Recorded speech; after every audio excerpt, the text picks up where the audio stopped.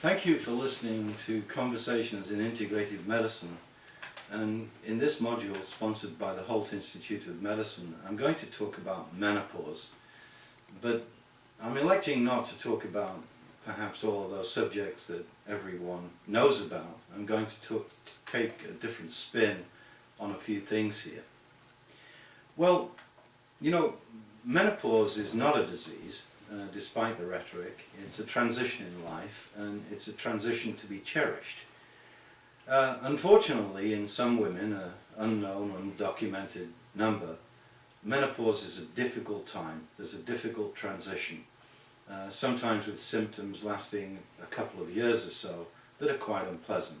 Hot flashes, vaginal dryness, lack of well-being, change in body form, urinary tract symptoms, all sorts of different symptoms come together in what we describe as the menopausal transition. Now, let's start by indicating that women really often respond in their mature years to advice from other women. So I feel a little bit difficult in this area because certainly I can't experience this phenomenon. But in essence, from hopefully an objective point of view, I can point to the literature and indicate that a large body of literature now seems to show that women in their mature years that are well adjusted, whatever that means, but have a positive lifestyle, including things like exercise, psychological well-being, will go through menopausal transition with less problems than those women who are encumbered by stresses or other factors in their life or other illnesses. Now, there certainly is some kind of linkage between whether or not mother had a bad menopause and a daughter having a bad menopause. We see these factors coming together, and the idea that menopause is just some simple estrogen deficiency is utter nonsense. It's a part of aging. It's a transition in the body that involves obviously gross changes in hormonal status, but other factors operate. So that's how I'm defining menopause, as a transition. And then we have the perimenopause, where things happen over a period of perhaps as many as 10 years prior to the menopause and as many as 10 years after, that are unique circumstances perhaps related to this life change. Now, the word menopause implies cessation of menstruation at a point in time. Perimenopause means the immediate preceding time, or the post-menopause time, that time around, which is quite variable. So we need to understand these factors and understand that whilst there is often a sudden sensation of menstruation, there's certainly a cascade of body events before and after that particular event that may promote symptoms or health concerns for mature women. Now, we've looked at menopause, and many women think menopause is all about this transition. But the real significance of menopause is the onslaught of age-related disorders, disease or disability.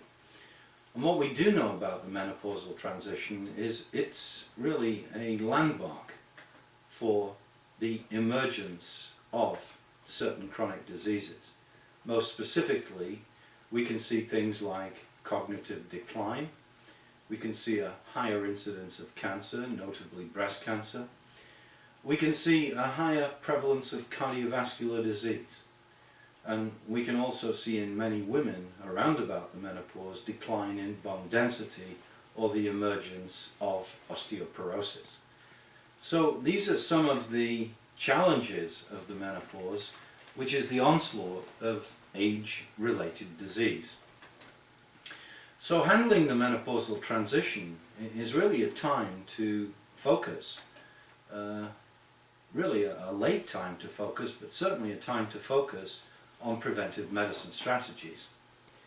Now, how do we handle the unpleasant transition of the menopause? Well, it's really easy to manage by just giving hormones. That melts symptoms. But giving hormones is almost creating a state of dependence for many women, or creating a state of what I call the double menopause, because when those hormones are subsequently stopped, menopausal type symptoms recur again. So you can have double menopause here if you take hormones.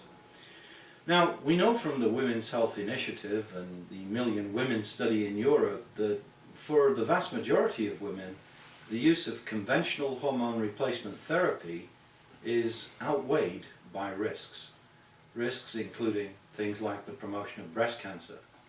There's a lot of argument about this, and some argument that the data in these studies was flawed or misinterpreted, and it's the timing at which an individual gets hormone replacement therapy, or it's the type of hormone replacement therapy. There's no question that the standard use of Premarin, derived from horse's urine, and synthetic progestins have been associated with a litany of side effects, in some cases quite serious. And of course this has really sent a shockwave through medical practice. So the idea of the easy way out, here's your Premarin, go away, is certainly not acceptable in today's society. Now, I have a preference for a stage strategy in the management of menopausal transition, but also with that stage strategy, a stage thought about preventing age-related disease. So the first line options that I perceive for dealing with menopause are positive lifestyle change together with nutritional support. And we have an emerging body of evidence that there are certain herbs, botanicals, or nutrients that may benefit the menopausal transition. But certain of these supplements may have secondary benefits on health promotion, such as they may have antioxidant qualities that may be helpful in the prevention or onslaught of disease in later years. And in fact, what we now have is analyses of the evidence base to support various nutritionals or botanicals in the management of menopausal symptoms. And perhaps most evidence rests with the use of a 2% extract of black cohosh, which can be used variably in combination with other evidence-based herbs, such as extracts of soy isoflavones, perhaps dong quai, which is really a Chinese herb, perhaps the use of chasteberry or Vitis agnus castus, and other things such as female-specific type nutrients or herbs such as evening primrose oil, and a variety of other combined nutrients.